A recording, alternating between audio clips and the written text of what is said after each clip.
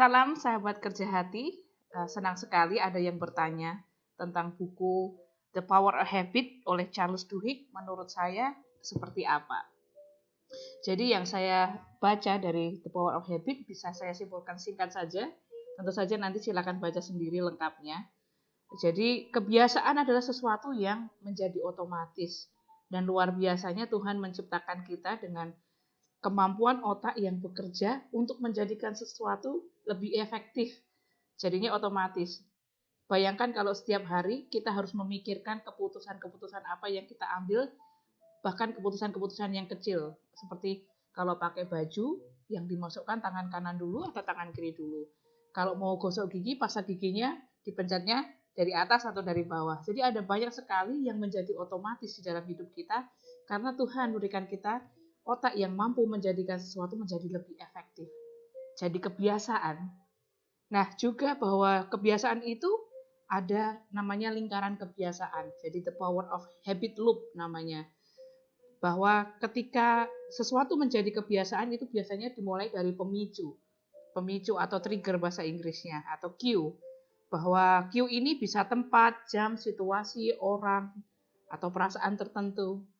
Contoh kalau misalkan pagi hari bangun, kebiasaan bikin kopi, karena sudah tidak perlu dipikirkan lagi bangun pagi buat kopi.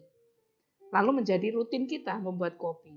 Dan membuat kopi itu membuat kita lebih semangat di pagi hari, mencium aroma kopi jadi lebih semangat. Jadi itu menjadi lingkaran karena ada pemicu, yaitu bangun pagi, rutinnya buat kopi, dan ada reward atau kenikmatan yang kita dapat dengan membuat kopi itu. Dan itu menjadi lingkaran kebiasaan yang ya kita jadi otomatis tidak perlu pikirkan lagi. Nah, pertanyaan sekarang bagaimana mengubah kebiasaan dalam hidup kita? Karena mengubah kebiasaan kita bisa mengubah hidup kita.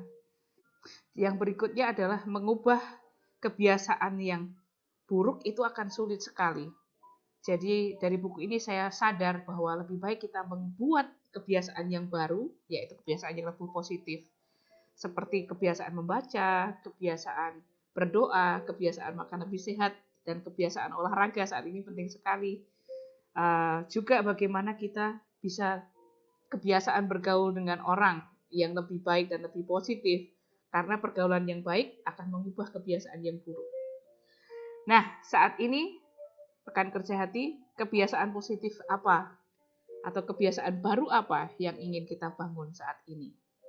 Ingat, setiap pikiran punya daya, setiap hati punya cerita, dan setiap tangan punya karya. Nanti kalau pas sempat dan ada waktu, silahkan mencari buku ini, The Power of Habit dari Charles Duhigg, dan bukunya sangat bagus sekali, bisa mempelajari tentang habit loop atau lingkar kebiasaan, dan semoga kita bisa terus membuat kebiasaan-kebiasaan yang baru, yang positif, dan kebiasaan yang baru dan positif itu bisa mengubah hidup kita ke arah yang lebih baik. Salam kerja hati.